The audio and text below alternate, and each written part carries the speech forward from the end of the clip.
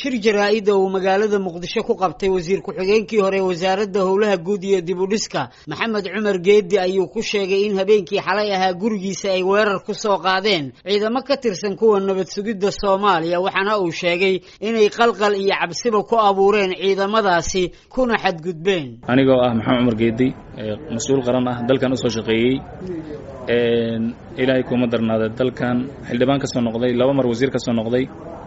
ayaa xalay gurigayga oo aan u dheereen darbiga madaxtooyada waxa uu soo weeraray ciidan ka tirsan hay'adda nabad sugidda xilli ay tahay 7 saac iyo bar oo wax la jirto ayaa darbiyada laga soo duulay rag afduuban baa noo soo dhacay cabsi weyn baan soo wajahday hadda wax kale oo nala gudboonay ma jiro inaan tawxiidka qabsana aan ahayn marka waxa aad iyo aad ugu xumahay oo nasiib darro weyn ah in ay hay'addii nabad sugidda oo ay ahayd amniga ummadda tan mas'uuliyiin iyo shacbi intaba inay sugaan in loo adeegsanayo siyaasad ama dawladda Soomaaliya mas'uulka ka ra'yiga duwan ama ka aragtida duwan loo dhacayo 7 saac habeenimo gurigiisa ayaa mataqaanay aad nasiib darro weyn u ah mas'uulka waxa la yiraahdaa Jaabir wuxuu xukumaa amniga xerada godka jilcow maxay aniga waxaan u dhawaayay godka jilcow darbigiisa aan u dhawaayay oo aad madaxtooyada inta u dhaxaysta aan deganahay halka waxaan u degay oo aan meesha ugu jirana waxa weeye waxaan u dakanaysanahay dawladda Soomaaliya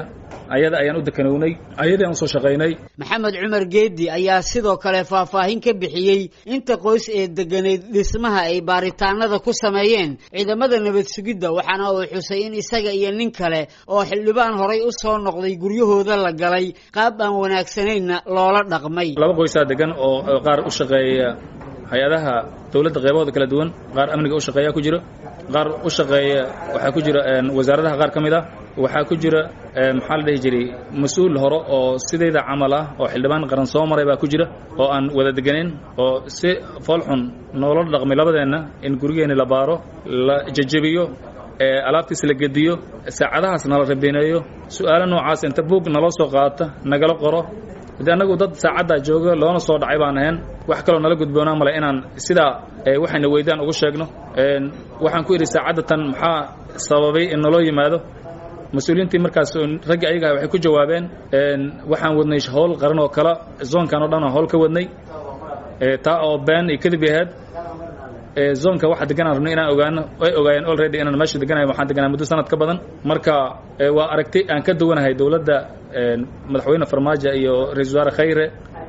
qaabka maamul dawladeedka ay u wadaan inaan ka aragtay duwanahay maahan wax kale oo aan ku sigtay malahan ugu dambeyntii wasiir ku-xigeenkii hore wasaaradda howlaha guud ayaa sheegay in sababaha gurigiisa loo soo beegsaday ay tahay inuu yahay shakhsi aragti ahaan ka soo horjeeda barnaamijka siyaasadeed ee ay dawladdu ku shaqaynayso isagoo xusay in la weydiiyey su'aalo aan munaasib ku ahayn qof mas'uul oo horay xil uga soo qabtay dawladihii dalka soo maray hadda sida nolol dhaqmay iyo in la rabineeyay ayaa maxay tahay wax aad mataqaan u foolxumeed iyo su'aalahana la weydiiyay oo qaf mas'uul aan ku habboonayn waxyaabaha kamid ah waxay ahayd dawladda mucaarad ma ku tahay Facebook ma leedahay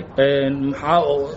u tahay mucaarad waa dareemi kartaa marka waxaas inay ku salaysan yihiin waxyaabo aan macno lahayn waxaan leeyahay arrinkaas arrin loo dul qaadan karo ma ahan in loo isticmaalo hay'adihii dawladda iyo authority-gii ummadan ay u dhiibtay oo baarlamaanka u dhiibtay in ay u isticmaalaan dadka siyaasiyiinta ee ka aragtida duwan ee qarankan u soo shaqeeyay sax ma ahan